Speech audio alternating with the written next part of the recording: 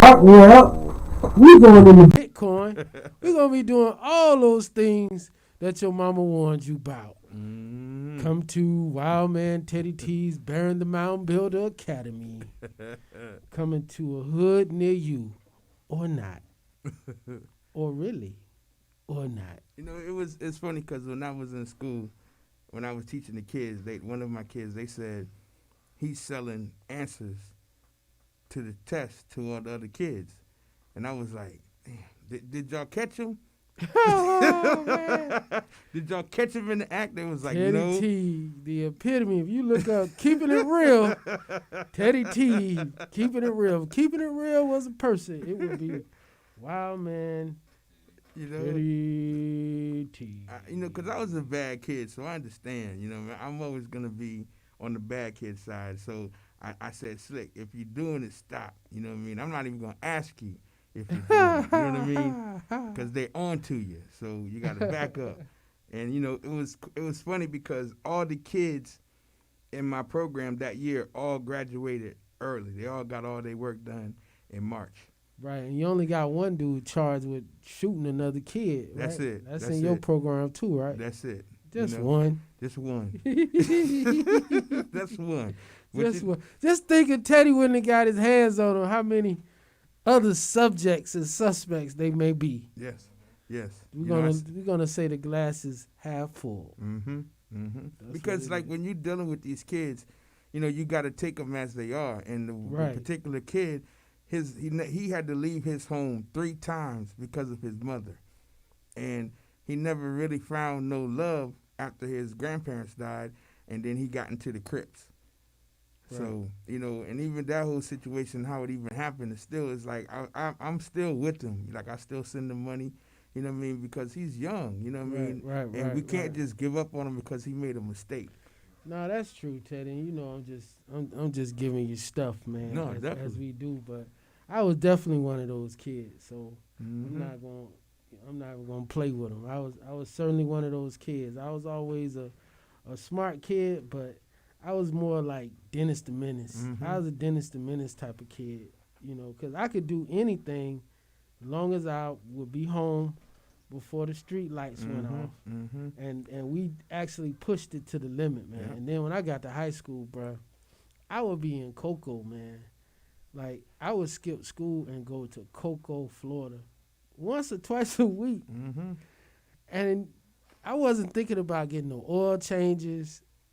A vehicle to me was just putting gas in it. And go. Just putting gas in the car, bro. So, it was nothing, man. That was what my girlfriend was. My girlfriend was in Cocoa. She ended up being my wife. And, bro, I would drive, man, those 2.5, 3 hours, depending on the traffic. Maybe twice a week, bro. I was getting up there. I was hitting that road. So I was definitely that kid. I get home, mom is like, how was your day, baby? It was wonderful. It was wonderful. It was wonderful. And she taught at my school, which is crazy. Right. Which is crazy that she didn't know I done cleared it. I done cleared it, man. So I'm just messing with you, Teddy, man. But we're gonna give a shout out, man, to those Heatles, man. The Heatles, believe it or not, taking on the number 1 seed in the East, the Milwaukee Bucks, and are up 2-0, man. And they did everything they could to try to get that lead away, get that game away yesterday. Yeah, they did. They just started panicking at the end, bro. And my man Butler was looking so spaced out after having such a magnificent game. He was looking so spaced out, Teddy T, bro. He was, it's like, bro, don't you know you got a timeout?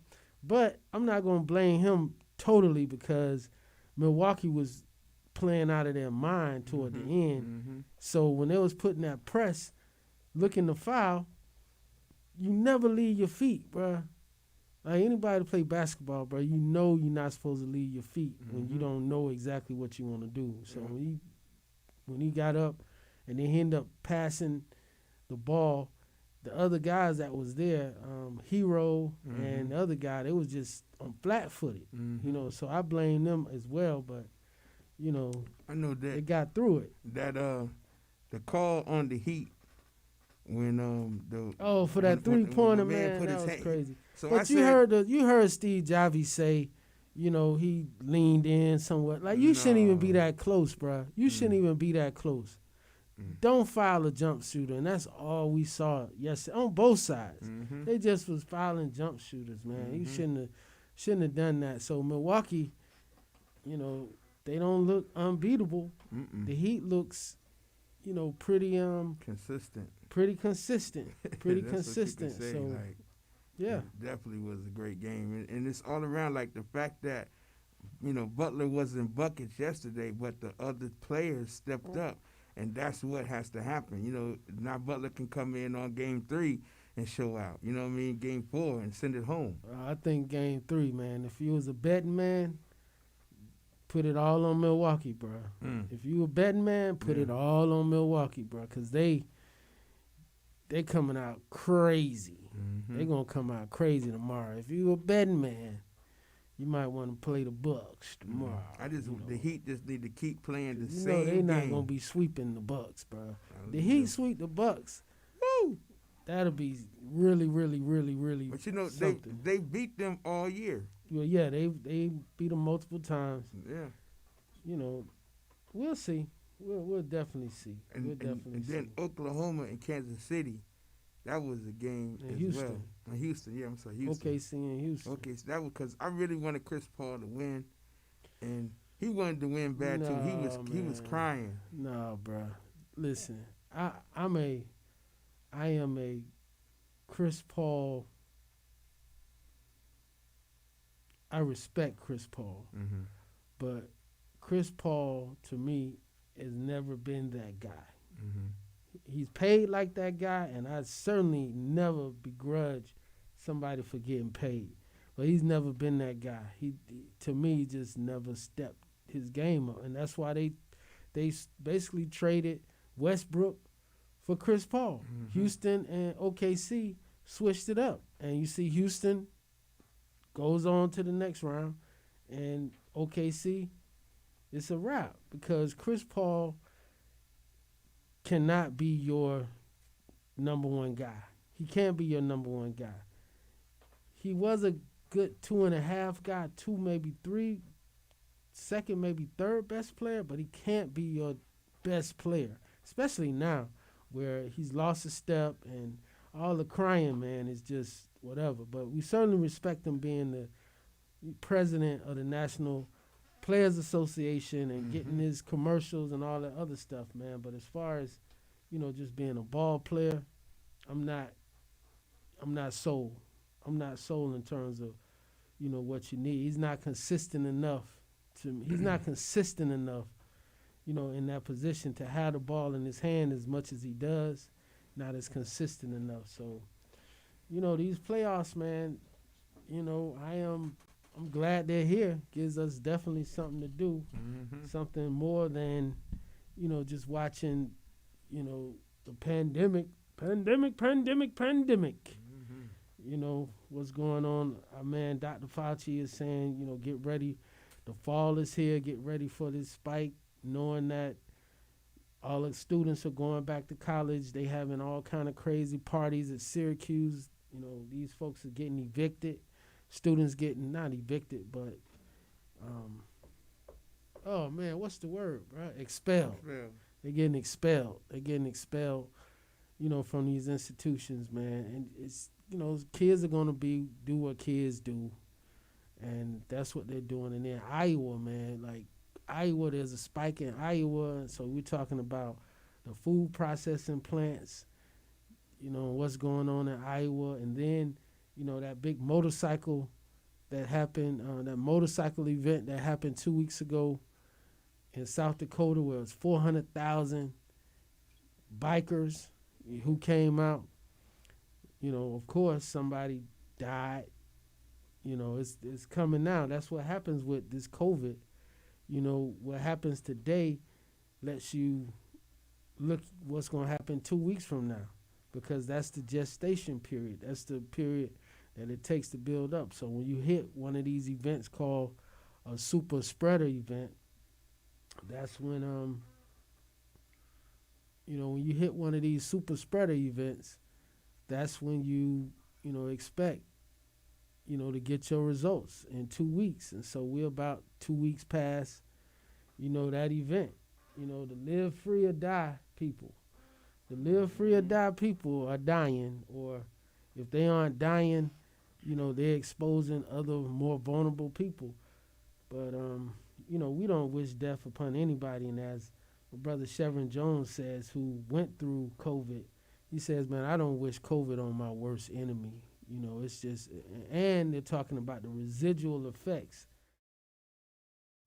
long after. And there's been at least one case, that a person has caught COVID twice, man. So who knows what's going on with this particular disease? But I can tell you one thing that's going on, Teddy T, and that is America's view of China has gone down, which is going to contribute to xenophobia, is going to contribute to hate crimes, is going to contribute, just like 9/11 contributed to xenophobia when it comes to Arab folks in the Arab world. And, we just got to understand, it's not a matter of if, it's a matter of when you're going to be responsible for something that goes on in the world, Like, what if the Native Americans looked at, the other people in America that way about getting smallpox and disease blankets and all kind of tricks and broken treaties and stuff like that. We got a short memory when it comes to, how we deal with other stuff, man. It's just I was crazy. watching Donahue with Louis Farrakhan. Ooh. And this woman said, "It sounds to me what you're talking about is violence." And That's the definition of violence. And Louis Farrakhan said, it's not that we're violent. We're dealing with the violence that y'all people have.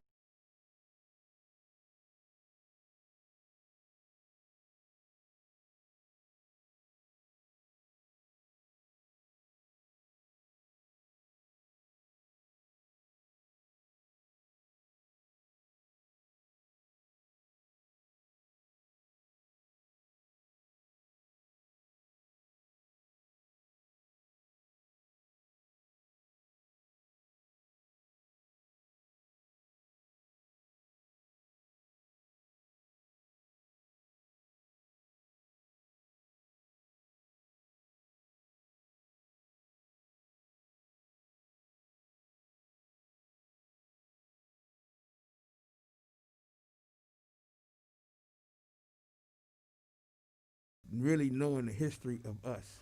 Well, I sent you and Newkirk, man, a nice video that my sister Shamil Jenkins sent.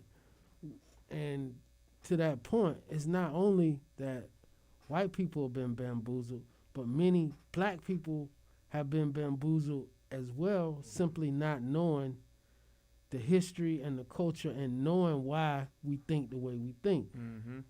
The Attorney General, William Barr, gave an interview to Wolf Blitzer on CNN yesterday. And in this interview, man, it's so revealing about this enabler that we have. The Attorney General is supposed to be the chief law enforcement officer for the country. But instead, our Attorney General acts as he is the personal lawyer for the president. Like, there's no distance between the two of them. Like, this guy was campaigning yesterday. Really, he was out there campaigning, and, asked him, is there systemic racism? No. Well, do you believe that, black people, black men in particular, are targeted or mistreated by the police? And you know what he does? He throws up a statement from Reverend Jesse Jackson from the 90s. And the statement that Jesse Jackson said in the 90s, he says, if I'm walking down the street and I hear some youth behind me, I am relieved if when I turn, it is some white youth as opposed to black youth where I may walk across the street. Bill Burr, he said that? Jesse Jackson said that. No, and so Jesse Jackson, Bill Burr repeated Bill Barr said that to Wolf Blitzer yesterday in his attempt to provide an explanation to Wolf Blitzer about police misconduct, basically saying that it's perception, that these stereotypes, without saying stereotypes, he's saying perception, and the perception of the police is not just that they had a perception. He's basically saying, like, we should have a perception. If Jesse Jackson can have this perception, why can't the police have a perception? You know, and he didn't go to the, you don't know Jesse Jackson? Yeah, I say he's black. That's what I'm saying. He's black. That's culturally being clueless. Bill Barr's culturally clueless. That's what people do. Anytime, and that's what the Republican National Convention was about. You put out these images of women and you put out these images of black people supporting Trump. But when you look at the numbers, the percentage reflected in the cabinet or in positions that the president has hired are way below the something like 30-something% of the speakers were women and minorities at the Republican National Convention. But the cabinet, you got one black cabinet member, Ben Carson. And he's not even doing the job that he's trained to do. He's not even doing the job that he's trained to do. Why isn't he over Health and Human Services?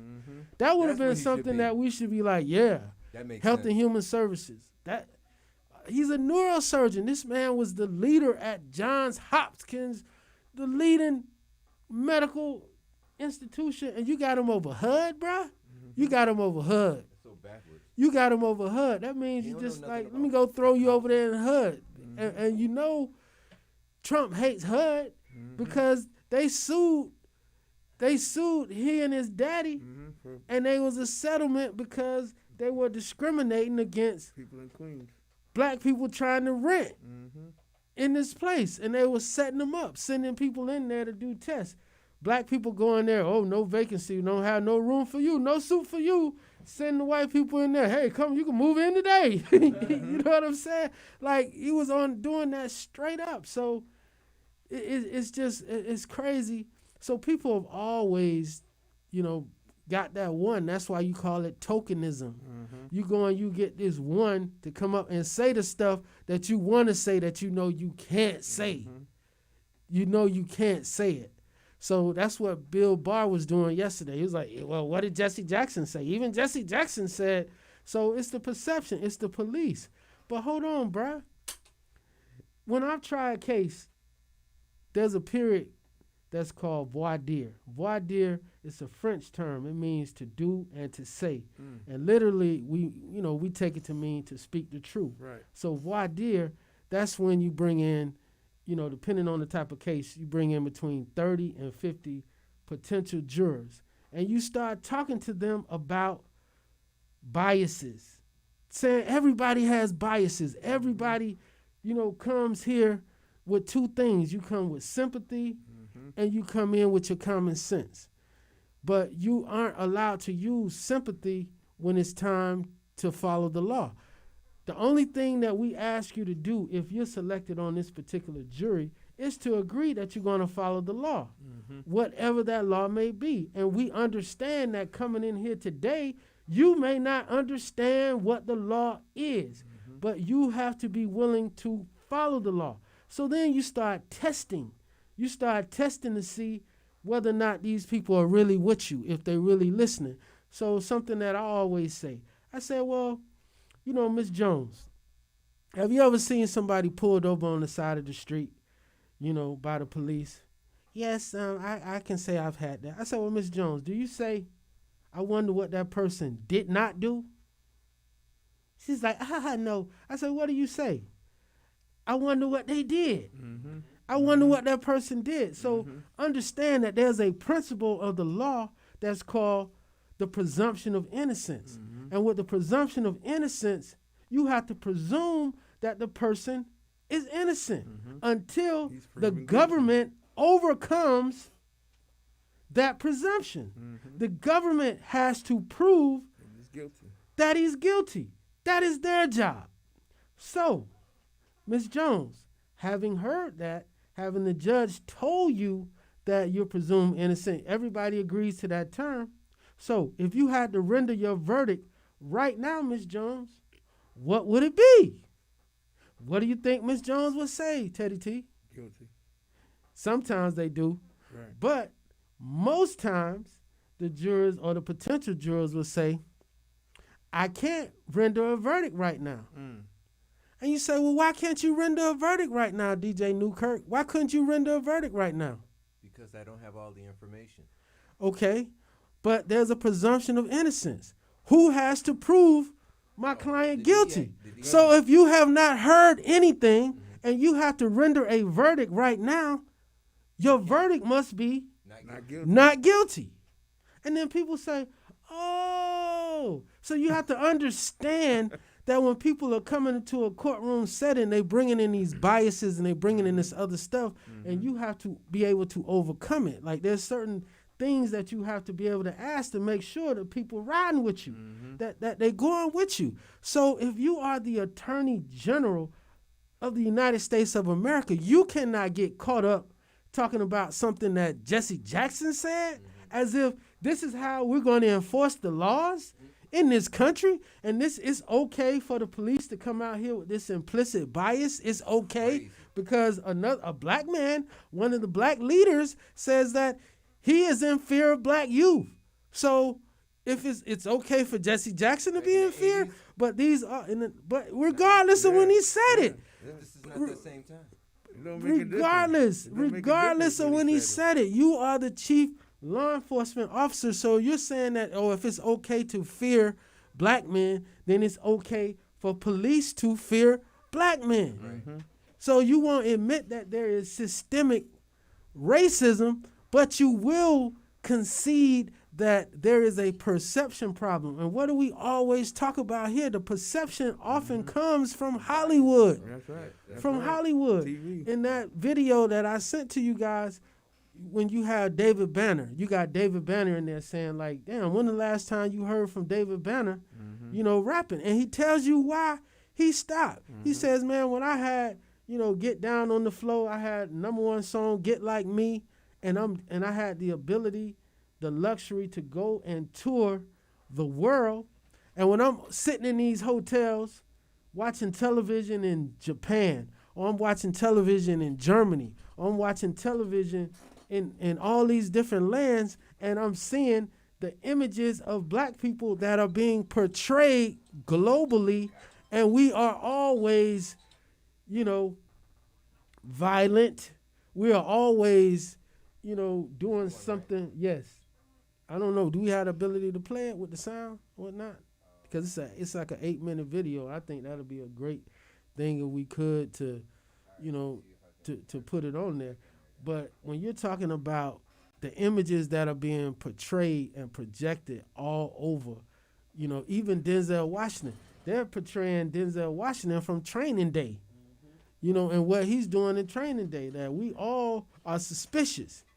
Those are stereotypes that are being perpetuated. And going back to the original point, Teddy, it is not just white people who have these stereotypes, that some of us have these same stereotypes because we watch the same television and the same movies and we're seeing it, and you come in there thinking, maybe black people are lazy. Maybe black people don't want to work. Maybe all black people want to do is just sit there and have babies after babies after babies after. These stereotypes, they don't just hit white people, they hit all people. They hit all of us. So we all have to come and have this reckoning, this racial reckoning, to understand that in building this thing better, and building this society better, and unleashing the potential that we have, if we do what Dr. Martin Luther King suggested that we do, judge a person on the content of their character versus the color of their skin. And if you see that, you can you know, we'll definitely be in a better situation, man. So we're gonna try a little something different. And we ready to do this? Since the end of the most brutal slavery the gonna world has ever check seen. something out. Y'all That see if y'all remember my 150 brother years represents from the life expectancy of an average human Arrested plus Development. their grown child. We talk about it as if it's ancient history, and the truth is, slavery, in the gist of time, was just an eye blink away. Volume. Tom Burrell, the author of You Brainwashed. got it. Okay, DJ Newkirk. Blacks have been branded, physically and mentally, from the very beginning. That branding was even perpetuated long after slavery. The intensely torturous enslavement and indoctrination transformed into the powerful, pernicious, all-pervasive, mass media-driven brainwashing that still goes on today. This particular chart, which summarizes IQ scores that Professor on his review, which was published in 1991, whites average about 100. Black Americans average about 85. Pseudo-scientific facts, taught now and in the past. Thomas Jefferson's words from the Declaration of Independence. All men are created equal. Jefferson didn't mean any of this. What did Jefferson really mean? He thought slavery was an evil thing, but he also thought that free blacks in a white society was even worse. These views were not only in the United States, but instead as part of a global system of domination and power relations. And to maintain this power, they created the nigger factory. Hey, yo, my life is like Roots, it's a true story. It's too gory for them televised fables on cable. I'm a runaway slave watching the North Star. Shackles on my forearm, running with a gun. One of the reasons why I stopped doing hip hop up until just recently was because when Get Like Me was an evil thing, but he also thought that free blacks in a white society was even worse. Now you're there. These views were not only in the United States, but instead as part of a global system of domination and power relations. To travel internationally, and I got to see the way that America was depicting black men, and for the most part it was rap videos, and at that time that's when reality TV shows had just started, and like we looked really bad, and I was a real big part of that, and I just couldn't do it no more. Like no matter how much money people paid me at that time, I just couldn't continue to send black people's images to hell. I gotta say something to the gangster rappers. I know a lot of y'all support me, y'all text me, y'all show me love, but I got to say something to y'all Negroes. And I ain't talking to all of you, but most of you. 12, 15, 16 albums of gangsterism, selling dope, sexually exploiting black women, going to jail, worshiping European materialism, got our kids strung out on cars. You Negroes need to get your act together. Facts. I'm tired of turning on the damn TV and I see Negroes worshiping chains, worshiping cars. Every rap song, the same shit. Money, women, kill somebody, go to jail, smoke some weed, worship materialism. Every album is the same. It might be a different rapper, different clique, different city, different flow, different beat, but the content is the same. 24 hours a day, 7 days a week, with the advertising and the marketing aimed directly at teenagers and even kids as young as 9 years old. It's like the old English 40 ounce of music aimed directly at black and brown people, teaching behavior and worldview, justifying, promoting, and normalizing criminal behavior, which reaffirms the 400-year marketing campaign waged against black people since the beginning of slavery. And through stereotypes, it continues to separate brown and black people from the world by glorifying behaviors that can lead them to prison or competitively marginalized. This is the nigger factory. Public Enemy is one of the most successful hip-hop groups of all time. Chuck is consistently ranked as one of the top MCs and lyricists of all time. The whole game and trick is that they could get time on their side and get a couple of generations who are really combative about it to get old and pass on and trick the new generations and throw toys at them to hold them off. And one of the biggest crimes is the MTV networks and the Booty and Thug network of BET that's hijacked hip-hop and rap music. And their whole games is to extend teenage years to 35. This has been the principle since 1990. Let's turn teenagers from 17 to 35. And when they wake up out of the fog at 36 years old, they feel that, you know, with 3 or 4 kids, they're paralyzed to move left or right. And so they got to go with the flow. Historical facts show some things were created by racists centuries ago to redefine black people. And a lot of it, as they say in marketing, has been sticky. Meanwhile, other things that have purposely been created to redefine blacks positively don't stick. But why? One of the greatest propaganda campaigns of all time was the masterful marketing of the myth of black inferiority to justify slavery within a democracy. Ingenious. Tom Burrell, marketing veteran. When Thomas Jefferson wrote the Declaration of Independence, announcing the self-evident truth that all men are created equal, at that very time of writing that, he owned some 175 slaves. That's how contradictory race relations started. He didn't think blacks were very intelligent either. As he put it, quote, their existence appears to participate more of sensation than reflection. This pop culture image of blacks as lower than, beast or brutes, sluts, unable to think in higher vibrations and intelligence, justified the racial inequalities that people saw, not only in white people though, but also in blacks, and every other race that were brainwashed by the factory, also from Jefferson. He wanted blacks deported and separated from whites so that they would be, and I quote, beyond the reach of mixture, the American Colonization Society. At the inaugural meeting of the society, Henry Clay explained its purpose, quote, to rid our country of a useless and pernicious, if not dangerous, portion of the population. Some of the most famous early Americans were not just members of the Colonization Society, they were officers. Besides Madison, there were Andrew Jackson, Daniel Webster, Stephen Douglas, William Seward, Francis Scott Key, Winfield Scott, and John Marshall. These names were high-ranking officials in the United States. My brother went to John Marshall High School. There's likely street names with these names on it in your town. From scientists to presidents, to lay people of all races, the true humanity of black people were consistently challenged, subhuman, a fraction of a human being. But Abraham Lincoln, the great emancipator, didn't he believe in racial equality? No.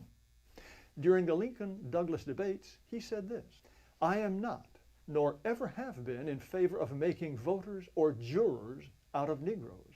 There is a physical difference between the white and black races which I believe will forever forbid the two races living together on terms of social and political equality. This was going on worldwide. Europeans had to deal with it since the first slave in Portugal, and in America since the first slaves in Jamestown, 1619. How can they justify this huge divide between the freedom-loving rhetoric that they espoused, mixed with this total and thorough addiction to free slave labor, knowing that it would make them the most powerful forces in the world? So, the factory began. As said before, scientists, biologists, psychologists, marketing maestros started a brand. They perfected that brand over 400 years to the present day, where it has been generationally normalized to where even most black and brown people would have it no other way. They know no other way. They've become conditioned to accept the image that was started by racists, to where they look at it as our thing, our culture, our niggas.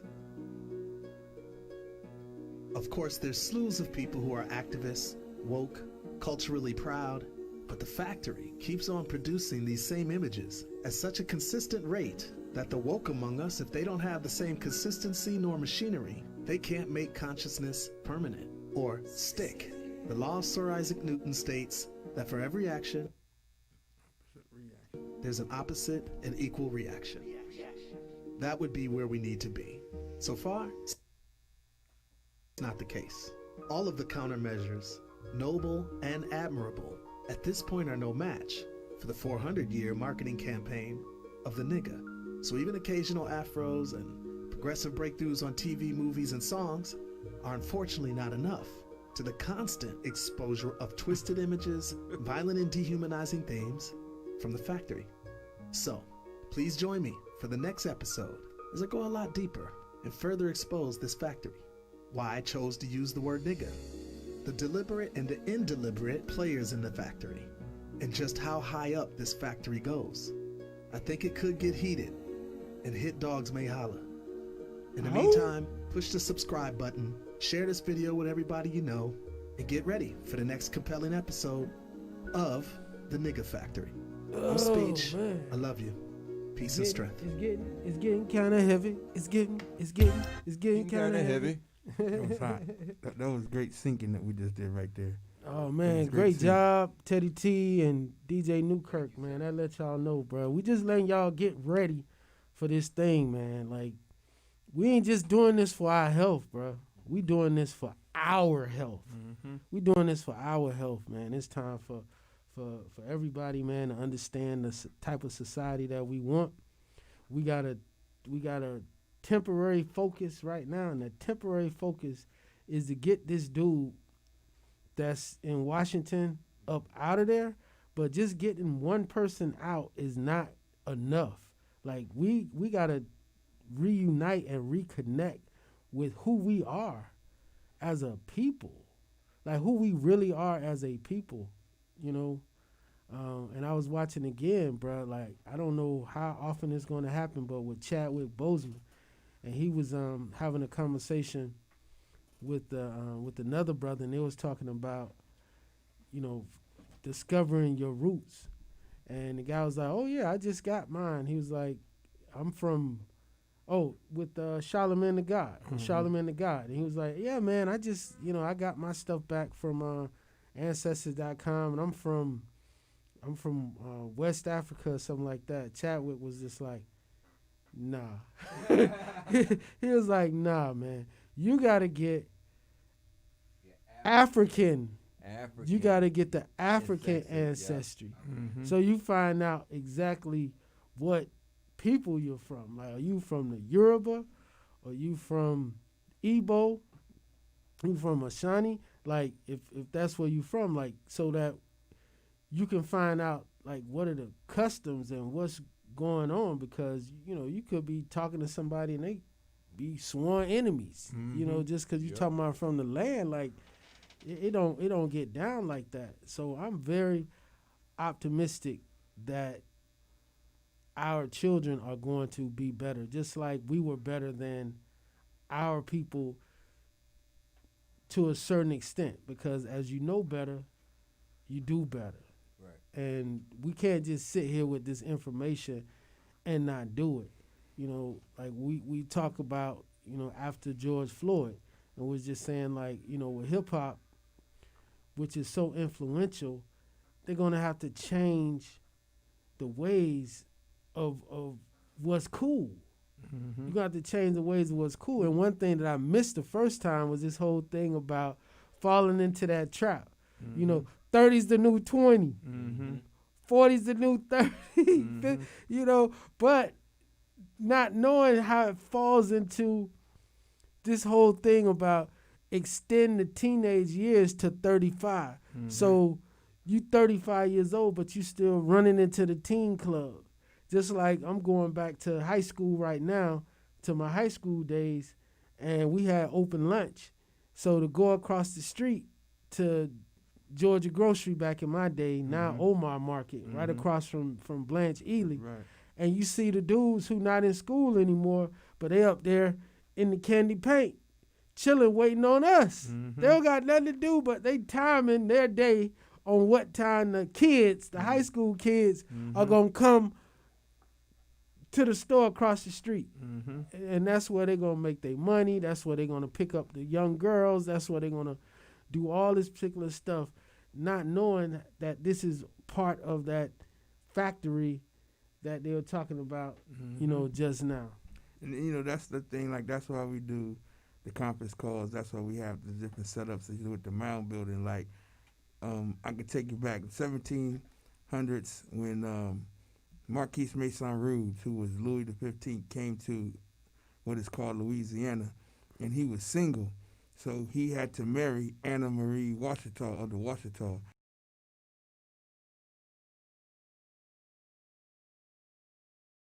In the name, when they got married, their name is Louisiana. If you look at Louisiana, it says Louis and Anna. And that's the marriage of Marquise Mason Rouge and Anna Marie Washita, who was the princess of the Washita. The Washita, the imperial bloodline of the United States. The Washita and the Tunica, which are the Turners and the Washingtons. You know what I'm saying? So these are different elements that are right there in your face that we don't know as a people. You know, that we've been connected to North America just like we connected to Africa, just like we connected to Asia, just like we connected to Europe. We are the first people of all these continents. You know what I'm saying? And there's evidence and history from each one. You know what I mean? That you got to go through. It's like I was in Jacksonville, and this guy picked me up in the Uber. He said, "Man, it was very interesting that you call yourself a mound builder."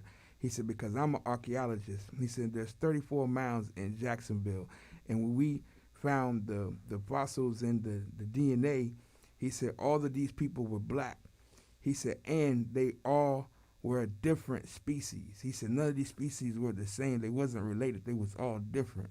You know what I'm saying? So it's this guy. This was a European man who looked like Albert Pike, Santa Claus. But he was like, "Wow, you really know you're a mound builder." I said, "Yeah." You know,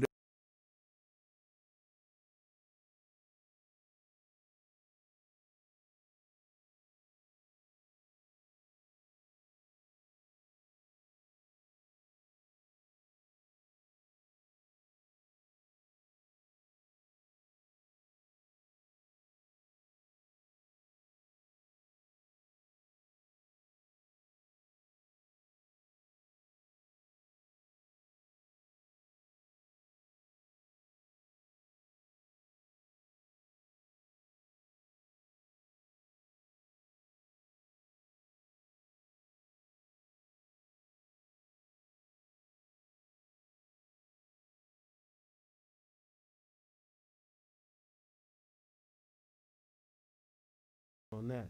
But just let me just follow up with some of our people out there regarding the advice that our president gave to some people in North Carolina yesterday.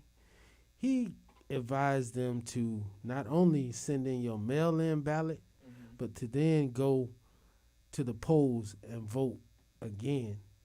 And he was like, "Well, just go in there and test it. You're not supposed to be able to vote twice, but you want to make sure your vote count.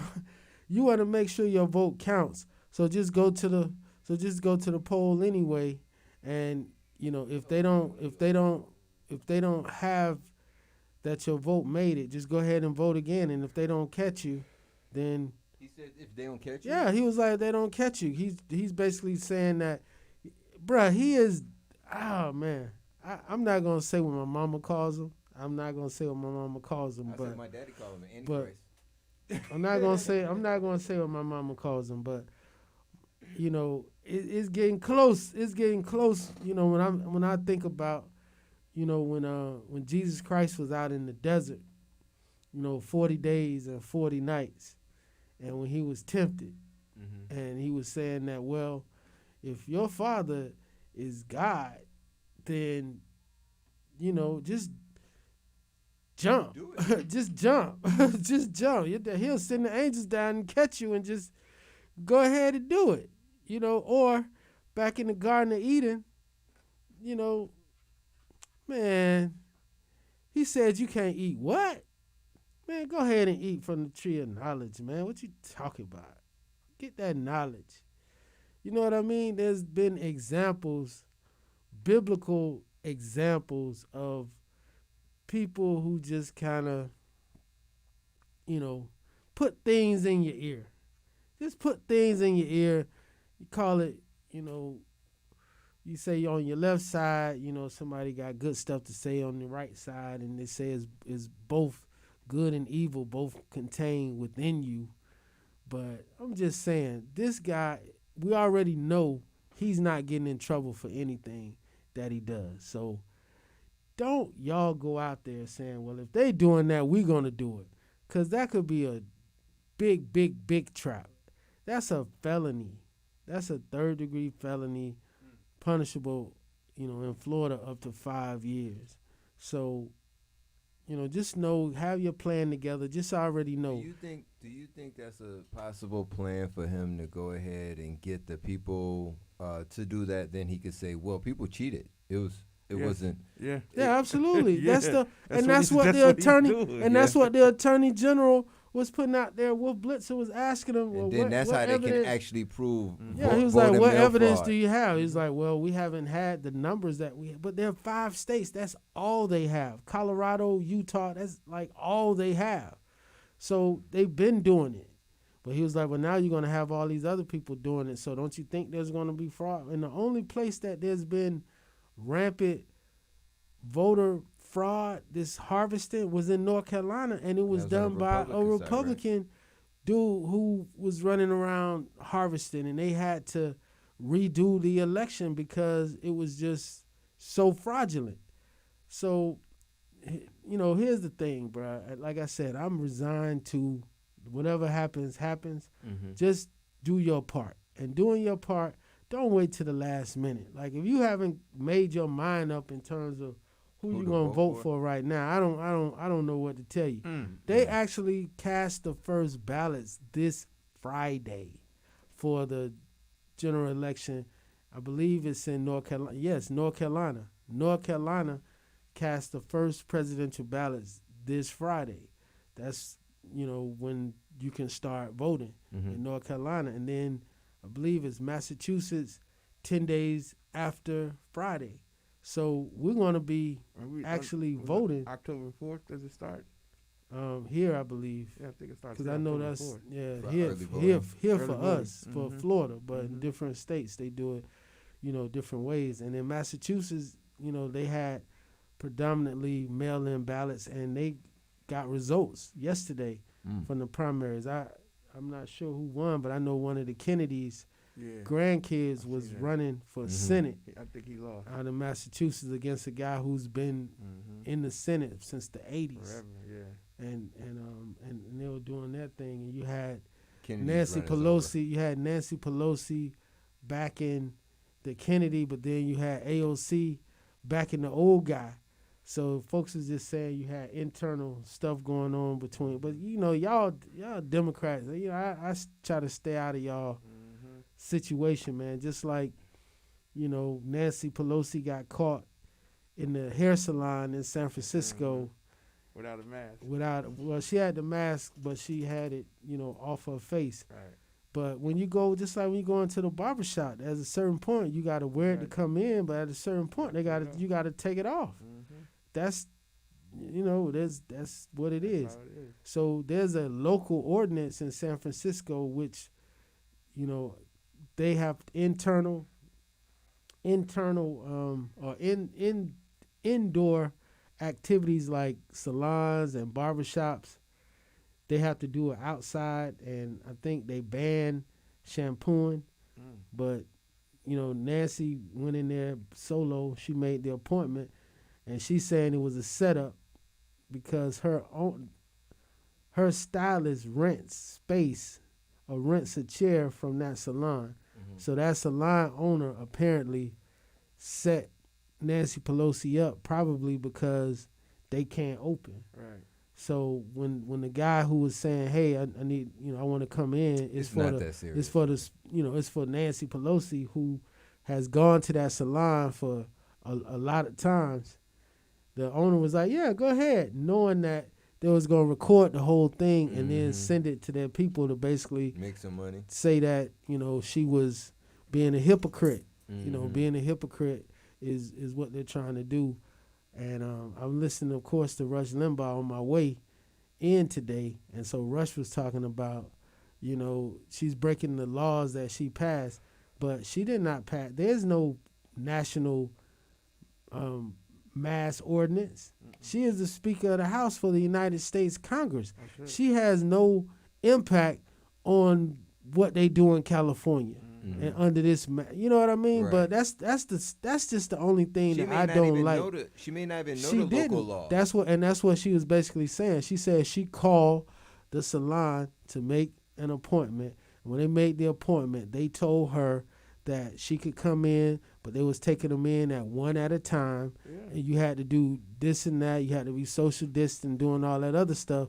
So she's basically like, you know, it was a setup, you know, and they recorded her. She says. But she was in there one at a time, so there wasn't no other people that was in there. She says, But the thing is, it was closed. Right. Like, the ordinance had it closed. Right. But she, I guess, didn't know. She be in D.C. all the time. She come it's like, hey, I'm coming home, man. I finally can holler at my, can you come to the crib and do my hair? Been getting her hair done. I bet she been getting her hair done in D.C. It wasn't open. It was private. Wasn't nobody else able to go in there. And that's why the owner is mad, because she's mad because they got to be closed. But she's trying to make it like, but Nancy can come in here and do it. But it's your shop. Yeah. So if you knew, you're the one that gave permission. And if you know what the law is, then don't let somebody knowingly come in there like and violate it. Right. So that's where the setup part comes in. Right. That the owner's supposed to know, not the customer. The customer, if I call, it's just like, I went to the Crabman 305. So I usually go on Fridays. So I call Crabman 305 on Friday because, you know, it take 20, 30 minutes for the food. So I call in advance. Say, hey, I'm coming to get the stuff or whatever. Like, food will be ready in 30 minutes. All right, cool. I called last Friday to place my order. They're like, we're not doing any more phone orders. We're not doing any more phone orders, probably because people called them and never came and picked them up, or whatever the cause. But it's for the establishment to know. It ain't for me to know what y'all policies are. Y'all gotta tell. You know what I mean? Like, I can't place the order, and then when I get there and I walk in, I say, "Hey, I'm coming to get my order," and they give me my order. I get my food, I pay for it, and I walk out. And then you got somebody saying that's messed up. They let you call your order in. That don't have what that got to do with me. That got to do with y'all. Y'all do what y'all do. When I go to Finger Lick in Fort Lauderdale, you know, they got the line out front, and like I'll get there like 5, 6 o'clock, and it's like 6, 7 people in line. So I call Ron May. I'm at Finger Licking, and then he have the security guard come and walk me in, and I can place my order. I can sit in there and wait, and then go out, and everybody coming out, they looking at me like, how'd that happen? You know, because that's Wild Man Teddy T. Right, but that's the same thing, because they don't take call-in orders either at Finger Licking. You know what I'm saying? Okay. So it's like you got to go and be out there. So it's like, you know, some people got privileges. Right. That's called black privilege. Black privilege. Definitely wasn't the point that I was trying to make. Right. But that's, you know, I always count on Teddy T. But Teddy T always going to give it to you 1,000. Boy. You know, I'm trying to, you know, Nancy can't come out there and say, I'm Nancy Pelosi. I'm the Speaker of the House. Nancy said, I think this salon owes me an apology for setting me up. Yeah, that was her words. That's what she said. So Teddy ain't mad at her, so I ain't mad at her, y'all. I'm done. What we got going up out of here with Teddy? What you asked for? I know we gon' make it if Michael made it, yeah. New ties, toe ties. No more. Not only does America have a very serious problem, but our people have a very serious problem. America's problem is self-destruction. You're headed for self-destruction. Self-destruction. You're headed for self-destruction. Self-destruction. You're headed for self-destruction. Self-destruction.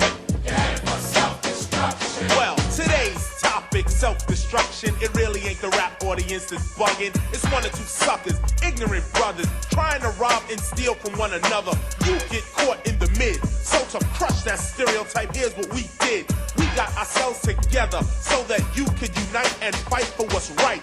Not negative cause. The way we live is positive. We don't kill our relatives. Pop, pop, pop, when it's shot, who's to blame? Headline, front page, and raps the name. MC Delight here to state the bottom line. The black on black crime was way before our time. Took a brother's life with a knife as his wife. Cried cause he died of trifling death when he left his very last breath. Was I slept, so watch your step. Back in the 60s, our brothers and sisters were hanged. How could you gang bang? I still gotta give it to LC Light. From a black man. I still gotta give it. She was the first one on there. Welcome fresh president dressed ready to party. Shout out to LC Light. He killed it, bro.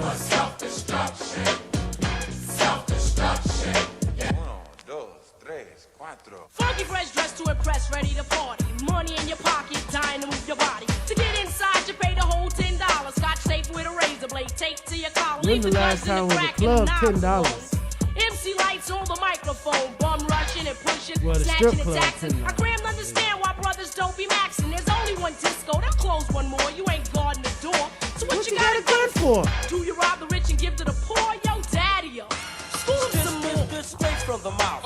And daddy-o. Do a crime, end up in jail and gotta go. Cause you could do crime and get paid today. And tomorrow you're behind bars in the worst way. Far from your family. Cause you're locked away. Now tell me. Do you really think crime pays? Scheming on taking what your brother had? You little sucker. You talking all that jazz. It's time to stand together in a unity. Cause if not, then we're soon to be self-destroyed, unemployed. The rap race will be lost without a trace or a clue. But what to do is stop the violence and kick the science down the road that we call eternity, where knowledge is formed and you learn to be self-sufficient, independent. To teach the each is what rap intended, but society wants to invade. So do not walk this path that they laid. It's self-destruction. You're headed for self-destruction. Self-destruction. D-Nice. Break it down like this. Children growing, women producing, men go working, some do stealing. Self-destruction. You're headed for self-destruction. Self-destruction. I'm Miss Melody and I'm a born-again rebel. The bombs in rap must cease and settle. If we want to develop and grow to another level, we can't be guinea pigs for the devil. The enemy knows they're no fools because everyone knows the hip-hop rules. So we gotta get a grip and grab what's wrong. The opposition is weak and rap is strong. This is all about, no doubt, to stop violence. But first, let's have a moment of silence. Swing. Things been stated, re-educated, evaluated. Thoughts of the past have faded. The only thing left is the memories of our belated. And I hate it when someone dies to get all hurt up for a silly gold chain by chump. Word up. It doesn't make you a big man. And to one and go and dish your brother, man. And you don't know that's part of the plan. Why? Cause rap music is in full demand. Understand? Self-destruction. Headed for self-destruction. My name is Just Ice, a man, not a prankster. I was known as the gangster, but believe me, that is no fun. The time is now to unite everyone. You don't have to be soft to be for peace. Robbing and killing and murdering is the least. You don't have to be chained by the beast. But party people, it's time I release. Hey yo, here's the situation. Idiocy, nonsense, violence, not a good policy. Therefore, we must ignore fighting and fussing. Heaven's at the door, so there'll be no bum rushing. Let's get together because we're falling apart. I heard a brother shot another, it broke my heart. I don't understand the difficulty, people. Love your brother, treat him as an equal. They call us animals, I don't agree with them. I'll prove it wrong, but right is what you're proving them. Take heed before I lead to what I'm saying, or we'll all be on our knees praying. Heavy deep in the heart of the matter. The self-destruction is served on a platter, making a day, not failing to anticipate. They got greedy, so they fell for the bait. That makes them a victim, picked and plucked. New jack in jail, but did the vets dare a duck? There's no one around, cause in jail you're a number. They never took the time to wonder about self-destruction. You're headed for self-destruction.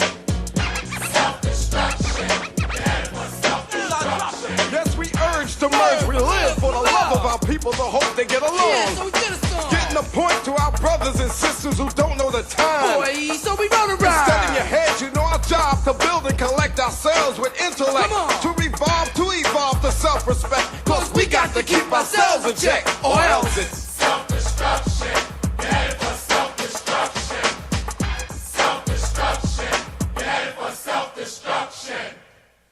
Exist in a state of vainglorious as we are protected by the red, the black, and the